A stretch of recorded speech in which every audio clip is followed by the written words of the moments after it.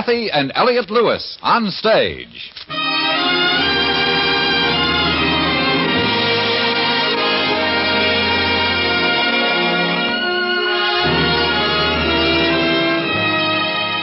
Cathy Lewis, Elliot Lewis, two of the most distinguished names in radio, appearing each week in their own theater, starring in a repertory of transcribed stories of their own and your choosing.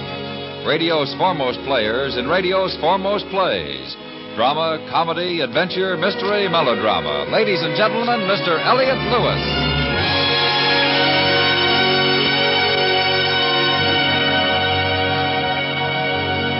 Good evening. May I present my wife, Cathy? Good evening. I should like to tell you about the play that Cathy and I have selected for this evening. It's a play of New York, of the theater, and of an actress and a producer. The actress is young, very new to the theater, and as a matter of fact, very new to New York.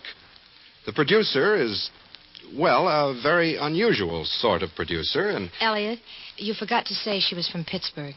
Who? The actress, the part I play. I think it's important, don't you? The actress is young, very new to the theater, from Pittsburgh, and as a matter of fact, very new Have you mentioned about the producer? Your part? How he makes his money? No, Cathy, I have not. Don't you think it's important? Well, it comes out later in the story. Well, it wouldn't do any harm to mention it now, would it, dear? Cathy, would you like to take over the introduction?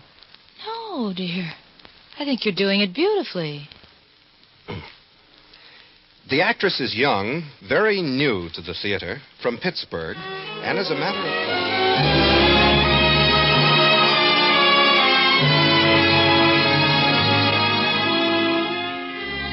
It was fall, it was winter, it was spring, it was New York.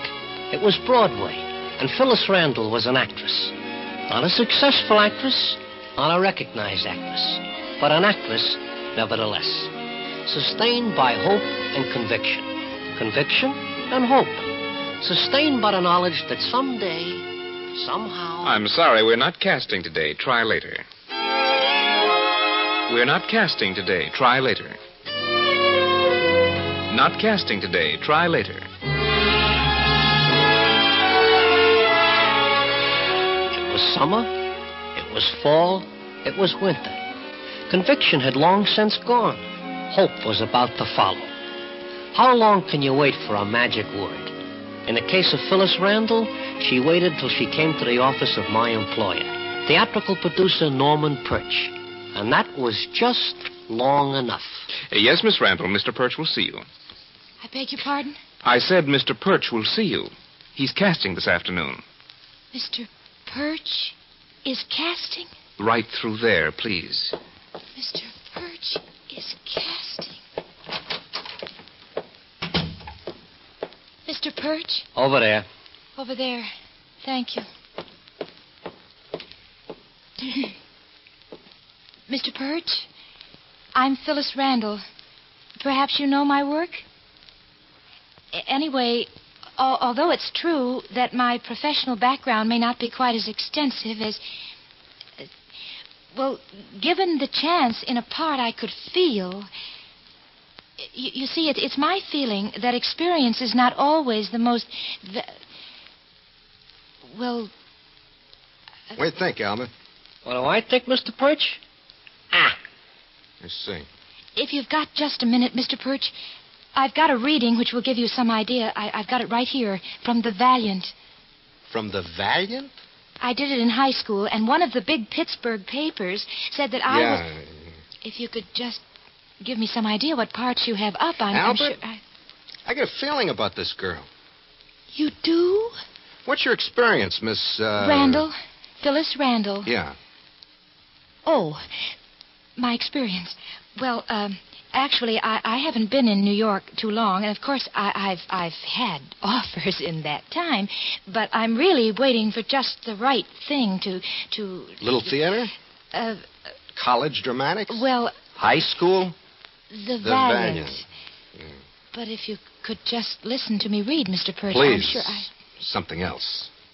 Hand me that, Albert. Sure, Mr. Perch. Here, Phyllis, right here. That? But... Sure. Go ahead. Yes, Unless It comes up mud at Aqueduct today. Wise ones will be hawking grandma to get down on Oscar's dream. A goodie from Garden City. The system horse for today. What do you think, Albert? Mr. Perch, Oscar's dream is a pig. The reading. Oh. Miss, Randall. Phyllis. Are you currently under contract? Under contract? Well, while I'm considering some things, actually, Albert, I don't have... get out a contract form. You mean you're going to give me a contract? Phyllis, Phil, in over 200 productions, I've never yet made a mistake about talent. You mean... Get that reading, Albert. Yeah. In the weeks to come, Phil, you will work as you've never worked before. You will live, eat, sleep, and breathe theater. Nothing but theater. Social life, personal life, you will have none. The theater will be your husband, your lover. And me, the one who gave you your chance, in 1 week you will hate me. In 2, wish to see me dead. For I will drive you toward that day that all Broadway will look up into the sky and know a star is born. You see?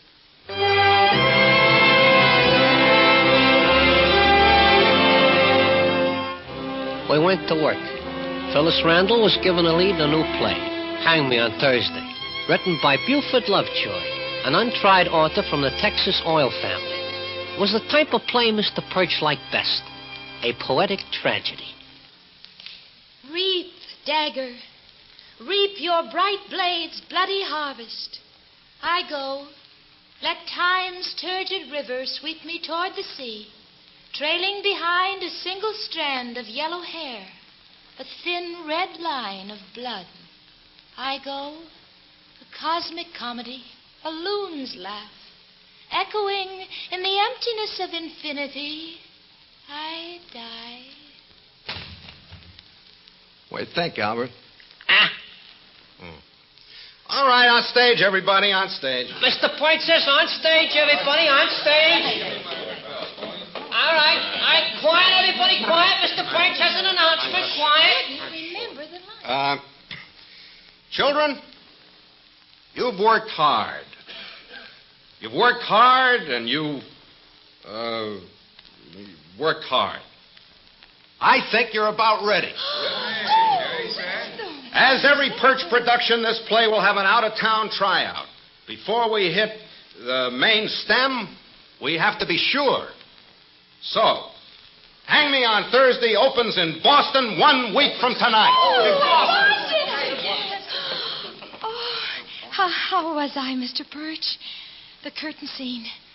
Does it ring true? Phyllis, you're going to be fine. Just fine. Oh, dear. How about you, Mr. Lovejoy? Were you satisfied? Well, Phyllis, Miss Randall, when I wrote those lines, even though I had never met you, I could hear you saying them. Swell. Buford, we're moving to Boston tomorrow. Keep an eye on rehearsals there. Albert will help out, of course. Oh, aren't you going to be in Boston, Mr. Perch? It's our last week of rehearsals. I thought you'd be giving us a lot more direction. Well, there are 1 or 2 Perch touches I'd like to add. Unfortunately, these productions take money. I'm off to see if I can find a few chunks. Well, but didn't the check I gave you take care of everything? Well, let us say that it helped. Substantially, Buford. But... Well, of course, the Junior Chamber of Commerce of Prescott City will be coming to Boston for the tryout. They're always looking to back a good thing. Prescott City? Prescott City, Texas, my hometown. The Junior CC. Are they loaded? Well, most of them are in oil, of course. That's all there is in Prescott City. Buford, invite these patrons of the arts up to Boston before the tryout. I wish words with them. Well, they'll be proud to come, Mr. Perch. Nobody in Prescott City ever wrote a play before. Then everything will be all right, Mr. Perch. Phil, Buf, I think this will be my greatest production.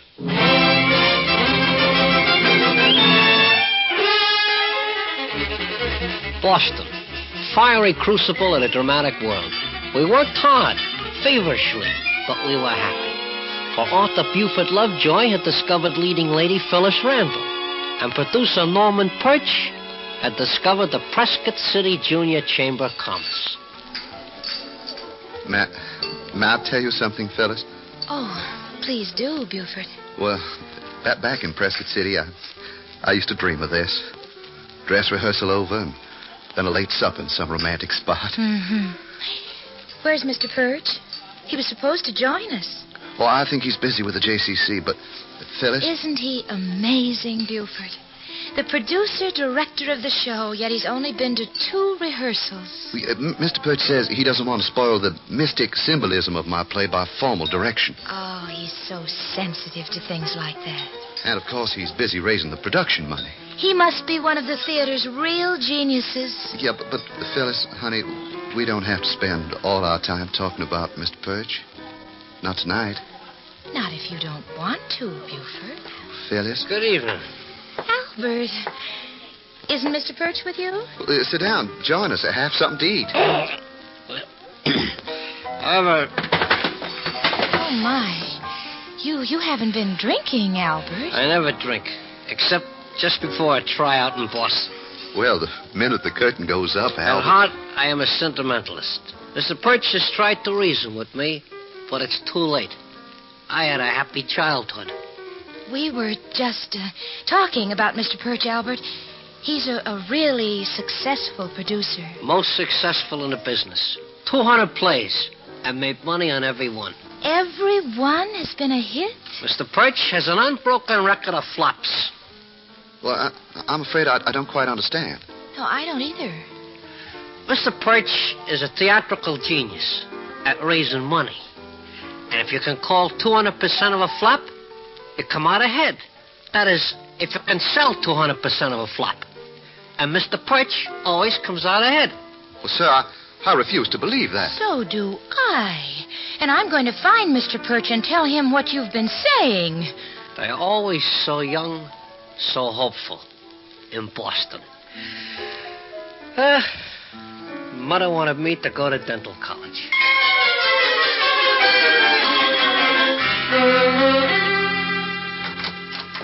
Mr. Perch, I hope you don't mind my breaking in this way, Come in, Phil. Come in.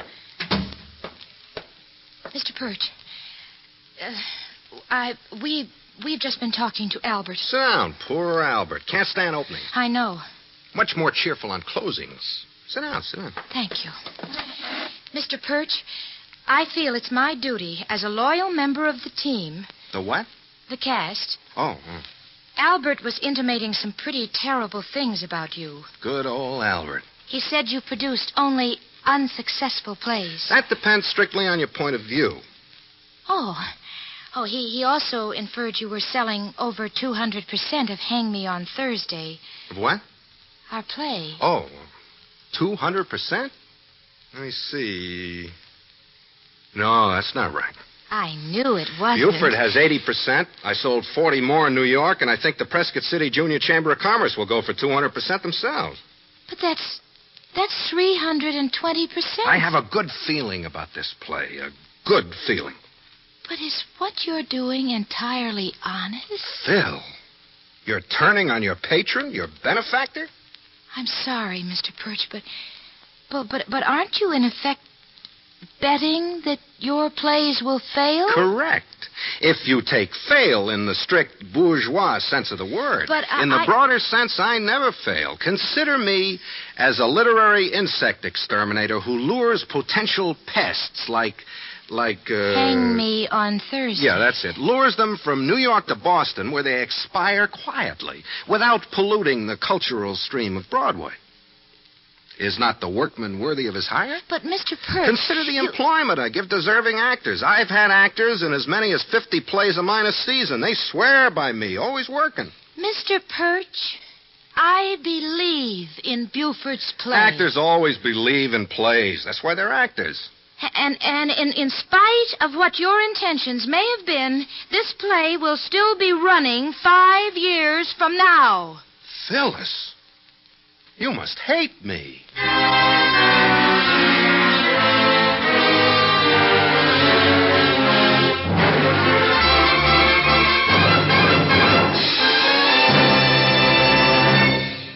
You are listening to Kathy and Elliot Lewis on stage. Tonight's play, A Poetic Tragedy.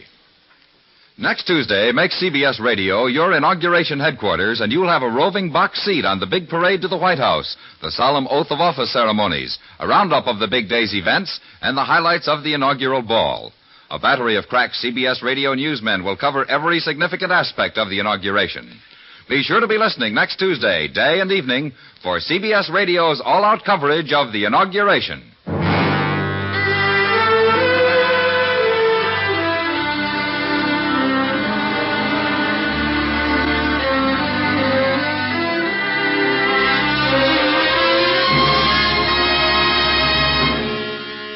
It was spring, it was Boston, it was almost opening night.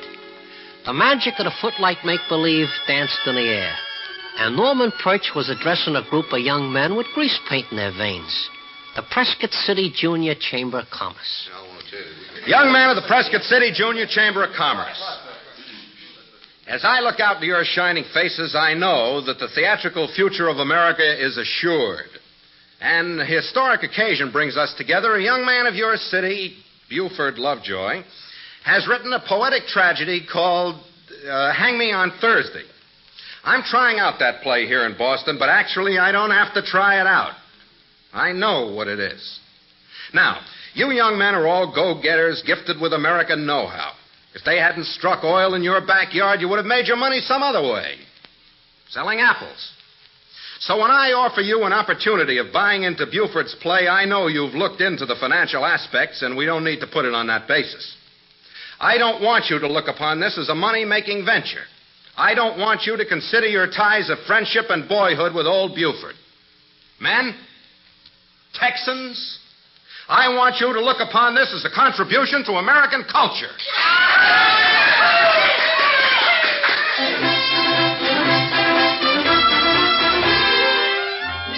Opening night, with its inevitable mishaps, and of these mishaps, Hang Me on Thursday had its share.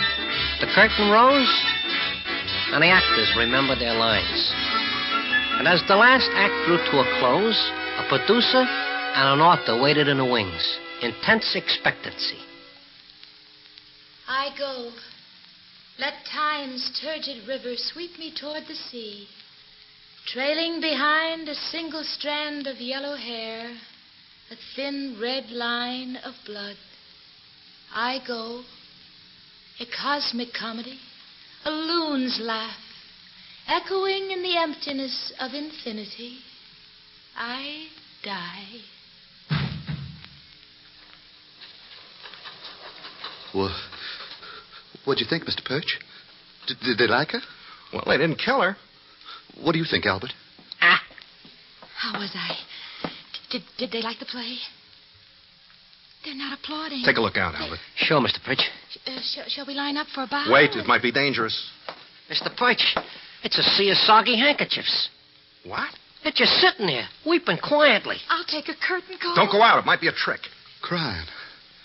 At my play. Mr. Perch.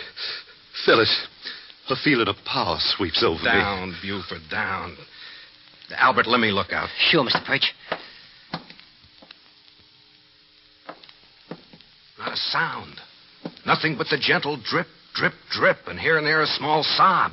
That's the way it affects me, Mr. Perch. Me too. Albert. It's a poetic tragedy of tremendous sweep and power. Please. It may be an epidemic of head cold. Yeah, thank you, Albert.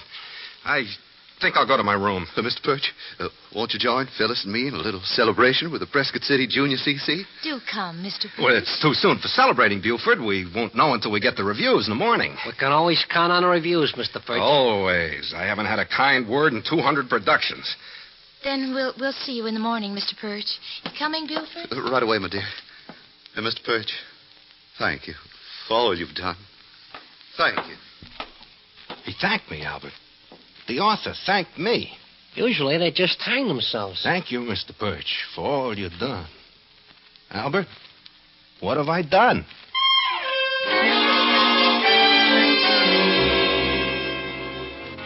In the theater, there's always a brighter tomorrow. The failure of today is a fantasy. Tomorrow is the only reality. And so it was with Norman Perch. Albert, we got nothing to worry about. We're in like Flynn, home free. The reviewers hate it. I had confidence in you, Mr. Perch. Yeah, listen to this. Hang Me on Thursday is a typical Perch production. Can't get nastier than that. Well, Variety gives it 3 sobs and a sleeping pill. The Times wants to organize a posse. Just like the old days, Mr. Perch. The Mirror's kind of neutral. He just didn't understand the plot or the dialogue. I didn't either. You think that's what the people were crying about? That's over now, Mr. Perch. Oh, it's a horrible moment when a man begins to doubt himself, Albert. Well, listen to this one. Phyllis, The Vulture's Nest. come on in. Read the reviews. I've read the reviews. Did you write them? Oh, it's nothing to feel bad about. I think somebody said you were adequate. Well, I can see I'll never work for you again. That's a point, but I might take the chance. Bring out some coffee, will you, Albert? Sure, Mr. Perch. You see, Phil, it's like the stock market. Mr. Perch, I consider you a louse. Phyllis, I told you, Mr. J.P. Morgan thinks the stock will go down. He sells short. I do the same thing. Business, that's all. So you're a businesslike louse. You know, this makes me a little sad. I have liked you, Phil. Off stage, that is. And it pains me to discover this side of your character. Look, Mr. Perch, I'd ask you to call me Norman, but that's just as bad as Perch. it means nothing to you that Buford and his friends will lose their money. Buford and his friends have oil wells pumping night and day. While they're sleeping, the wells are pumping. Buford could only sleep 4 hours a night and still be behind on his spending. This may break Buford's heart. Let him put some oil on it. Doesn't anything touch you? Phil, every producer on Broadway has ulcers because he's trying to outguess the public. What they like this season, they won't like next. It gets them all. All but you. All but me. What the public doesn't like last year or this year, they won't like next. I keep faith with my public. Excuse me. Yeah? What? You sure? Thank you. You look a little pale. Phyllis, a cloud no bigger than a man's handkerchief has appeared on the horizon. That was the theater box office. So? People are buying tickets. In spite of the reviews, they're buying tickets. I think you'd better sit down. Why? Why are they doing this to me? They're pushing soggy, tear-stained bills through the window, buying tickets to my play. Maybe it's a trend. I always wondered about this. Caught in a trend. Swept along on a torrent of tears. And inside my head, a hateful voice keeps saying, Johnny Ray, Johnny Ray, Johnny Ray. Mr. Perch, I was just past the theater box I office. know. Well, what can we do, Mr. Perch? Tell him, Mr. Perch. Tell him. Yeah, well, we could switch the first and third acts and maybe leave out the second act entirely. I think that would just make it better. You're right. Maybe if we close the show immediately, Mr. Perch. Localize the hysteria. It's an idea, Albert. You mean not open in New York at all? It's the least I could do for New York. I was born there. You'll never get away with it. Phil, is that a line from the play? Come in. Mr. Perch, I didn't know you were here, Phyllis, honey. Buford, he's trying to close the play. I know. I read the notices, Mr. Perch. But Buford... Let me tell him, Phyllis, honey. Tell me what? Maybe I don't belong on Broadway, Mr. Perch. Maybe the critics just aren't ready for my style of writing. Oh, So it's all right. Go ahead and close the show, Mr. Perch. Hmm? You see, after we read the notices together, I asked Phyllis to come back with me to Prescott City. What for? Why, to be Mrs. Buford Lovejoy. That's a relief. I thought it was to join the Junior Chamber of Commerce. Quiet, Albert. Phyllis, you're going back with Buford? If the show is closing, yes. It is closing, Mr. Perch. Is it? Phyllis, would you call me Norman just once? I want to see how it sounds. Are you closing the show, Norman?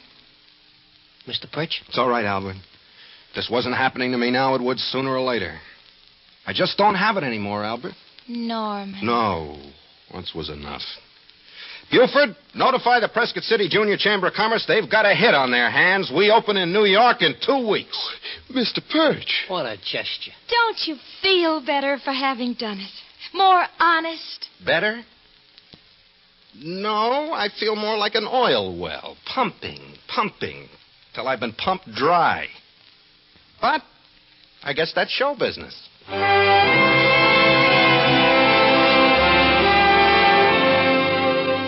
It was spring, it was summer, it was fall.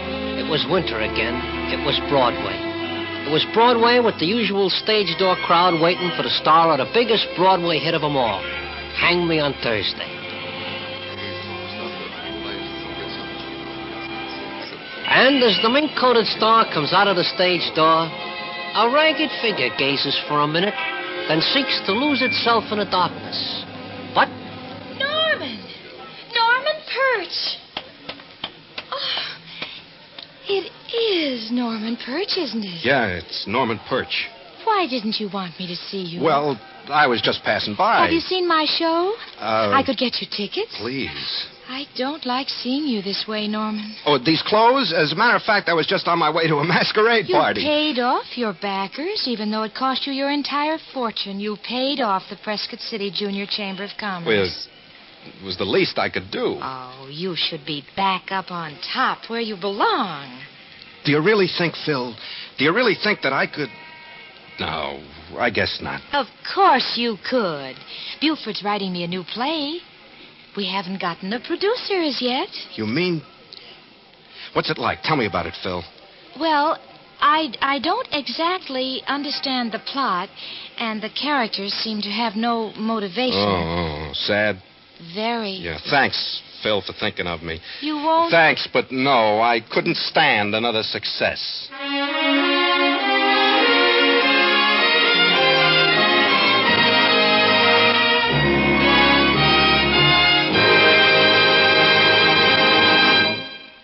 A Poetic Tragedy starring Kathy and Elliott Lewis. In a moment, Mr. and Mrs. Lewis will tell you about next week's play.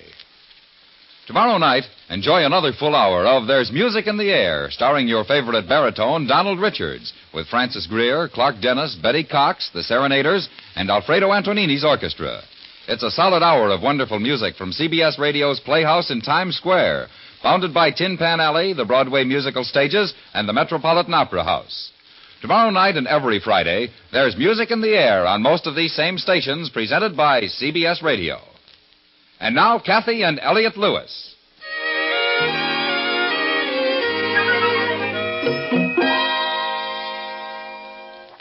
For tonight's play, we are grateful to Bob Sweeney, who played Albert, faithful assistant to Norman Perch. To Hy Averback, who left his oil wells long enough to be Buford Lovejoy. An unlikely name.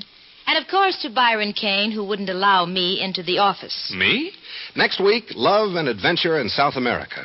The story, Cargo. And the authors, Morton Fine and David Friedkin. You know them best for Broadway's My Beat. Until next week, then, thank you for listening. And good night. Good night.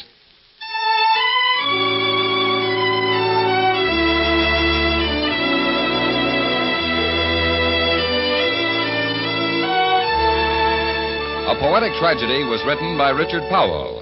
The Kathy and Elliott theme is by Ray Noble. Music for tonight's program was composed by Fred Steiner and conducted by Lud Gluskin. Kathy and Elliott Lewis on stage is transcribed and directed by Mr. Lewis. George Walsh speaking. This is the CBS Radio Network.